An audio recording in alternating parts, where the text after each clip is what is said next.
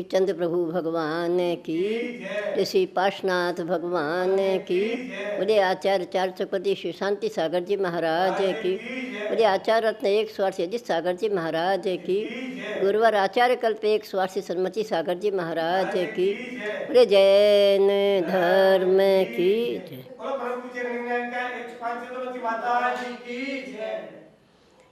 अनादि निधन इस संसार में प्राणी संसार में घूमता हुआ सुख और दुखों को भोगता रहता है, क्योंकि हमारे आचार्यों ने लिखा है जे त्रिभुवन में जीव अनंत, सुख चाहे दुख ते भयवंत।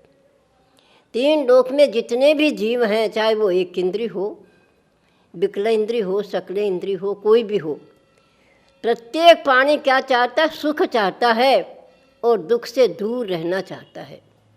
परंतु आचार्यों ने ये भी कहा है बोया पेड़ बबूल का आम कहाँ से खाए। जब हम काम तो सारे दुख के करते रहते हैं, इंद्रिय विषय हमारी इतनी तेज होती चली जा रही है, भोगों में मानव इतना लीन होता चला जा रहा है, बोलिए आपको सुख कैसे मिलेगा? संसार में सुख के कारण भगवान की भक्ति ही है। जब तक हम भगवान की भक्ति नहीं करेंगे तब तक संसार का सुख मिल सकता नहीं है। और फिर हमारे आचार्यों ने कहा है अरहंत भक्ति संसार का निवारण करने वाली होती है। इसलिए भक्ति ही जीवन के अंदर संसार में सुख देने वाली है। जब तक हमें सुख प्राप्त करने का उपाय नहीं सोचोगे तब तक दुखों से बच सकते नहीं हैं। क्योंकि संसार में क्या चीज़ है? इच्छाएं बढ़ती जाती है, समस्याएं भी बढ़ती जाती है, इनका कोई ठिकाना नहीं कहाँ पूरी होगी। इच्छाएं इतनी तीव्र है तो समस्याएं भी उतनी ही तीव्र होती चली जाती है। इससे उनसे बचने के लिए हमें सबकी समस्या का भी समाधान होता है, इच्छाओं का भी समाधान होता है, लेकिन कब होता है? जब जीवन में समता के परिणाम आते हैं। बिना समता के परिणामों से न हमारी तमन्नाएं पूरी होती है और न हमारी समस्याएं पूरी होती है। एक के बाद एक ये तो भोग है हमारे आचार्य कहते हैं भोग बुरे भव रोग बढ़ावे, बैरी हैं जग जी के। ये भोग है, बैर के समान होते हैं। जितना भाई भाई दुख नहीं देता, जितना ये हमारे भोग मानव को दुखी करता चला जाता है। क्योंकि भोग कभी हमारे समाप्त नहीं होते, चाहे वो पहनने के हो, खाने के हो, कितने भी क्यों न हो। क्योंकि भोग और उपभोग दोनों ही चीज़ें संसार के कारण हैं। भोग किसे कहते हैं?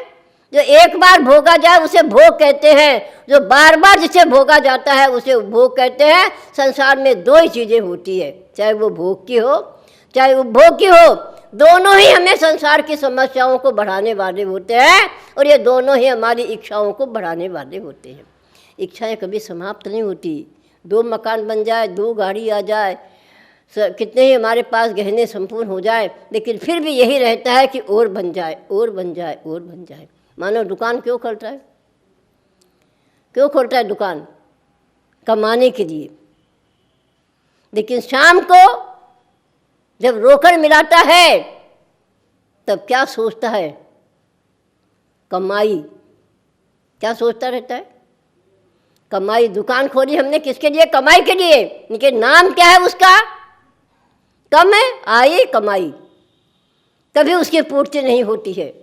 कितना भी कमा लो फिर भी वो कम ही दिखाई देता है।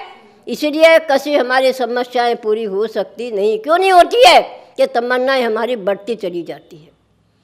इसलिए प्रत्येक मानव को सोचना होगा, मेहनत करने से कभी दरिद्रता नहीं आती। क्या कहा? मेहनत करने से कभी दरिद्रता नहीं आती और पुण्य करने से कभी पाप नहीं होता। मौन रहने से कभी कलह नहीं होती और जागने से कभी चोरी नहीं होती। सोचते रहो, पुरुषार्थ करो। जितना पुरुषार्थ करोगे उतना ही फल हमें मिलने वाला है। पुरुषार्थी जीव कभी दरिद्रता को प्राप्त नहीं होता है। क्योंकि हमारे आचार्य कहते हैं सोए हुए शेर को अगर जंगल में शेर सोया रहे तो क्या हिरण उसके मुंह में आके प्रवेश करेगा? नहीं करता। उसे पुरुषार्थ करना होता है। इसलिए प्रत्येक मानव को हमें यही सोचना होगा कि मेहनत करने से कभी हमारे जीवन में दुख हो ही नहीं सकता है। मेहनत करने वाला मानव कभी भूखा नहीं रह सकता और पुण्य करने वाला मानव कभी पापी नहीं बन सकता। ये पाप संसार में दुखों के ही कारण है, लेकिन हमें कुछ लगता है क्योंकि हमारे यहाँ रोध ध्यान भी कहा गया है। हिंसा करके आनंद मानना ये रोध ध्यान है। हमने सामने वाले को इतनी गालियाँ दी और गालियाँ देने के बाद मैंने थप्पड़ भी लगाई और मैंने 2 मुक्के भी मारे। आप सोचिए, क्या इससे आपको पुण्य हुआ? आपने किसी जीव को मारा नहीं, लेकिन हमारे यहाँ ये कहा दुख देना भी हिंसा है। किसी जीव को दुखी कर देना भी हिंसा है। इतने मारने के बाद भी, सब कुछ करने के बाद फिर कहते जा तेरे को मैंने क्षमा किया, ये कभी क्षमा हो सकती नहीं है। इसलिए हिंसा करके कभी आनंद मानोगे तो नरक में जाना पड़ेगा, और झूठ बोल करके भी कभी आनंद मनाओगे तो भी आपको नरक में जाना पड़ेगा। ऐसे हमारे रोध ध्यान 4 प्रकार के होते हैं। चाहे हिंसा करो, चाहे झूठ बोलो, चाहे चोरी करो, चाहे परिग्रह इकट्ठा करो, इनमें अगर हमारे आनंद होता है तो नरक गति में जाना पड़ता है। कितना आनंद आता है। एक टीवी लाते हो, पहले सफ़ेद आती थी, आज रंगीन आ रही है।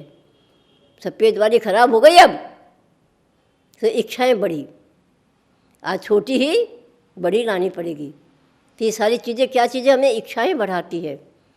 इसलिए जितना परिग्रह होगा उतना ही क्या होगा, नरक जाना पड़ेगा। आरंभ परिग्रह दोनों नरक के कारण है। जितना परिग्रह होगा उतना ही आरंभ करना पड़ेगा। जितने मकान बनाओगे उतने सफाई करनी पड़ेगी, नहीं करोगे तो जाले लग जाएंगे। सोचिए आप, पाप हम जब तक नहीं छोड़ेंगे पुण्य कैसे होगा? और जब पुण्य नहीं होगा तो पाप कभी नाश हो सकता नहीं है। इसलिए हमारे आचार्यों ने कहा, मेहनत करने वाला कभी दरिद्र नहीं बनता और पुण्य करने वाला कभी पापी नहीं होता। इसलिए मौन रखो, जितना मौन रखोगे कला कम हो जाएगी। अपने आप स्वयं कितना बोलेगा सामने वाला, मुंह फेर के खड़े हो जाओ, बोल बोल के थक जाएगा और स्वयं चला जाएगा। इसलिए मौन सबसे बड़ा सुख का कारण है। इसके पश्चात चोरी कब होती है? जब हमें निद्रा आती है। निद्रा में जब लीन हो जाते हैं तो मानो कैसा होता है, अर्धमतक सम। कैसे हो गया? निद्रा अवस्था में मानो आधे मरे के समान हो जाता है। इसलिए उसे कुछ भी भान रहता नहीं है। इसलिए हमारे आचार्यों की एक एक बातें, एक एक शब्द हमें अपने अंदर में उतारना होगा। जब तक ये सब चीज़ें हमारे जीवन में नहीं आएगी तब तक संसार से कभी हम सुखी हो सकते नहीं है। इसे 2 चीज़ों को घटाओ, तमन्ना और समस्या, ये दोनों ही संसार के कारण हैं। इनसे जितने आप दूर रहोगे उतने आप सुखी बनते चले जाओगे। इसलिए सबको मेरा बहुत मंगल आशीर्वाद है। इस प्रकार धर्म की प्रभावना करके अपने जीवन को सार्थक बनाए। बड़ी चंदा प्रभु भगवान की।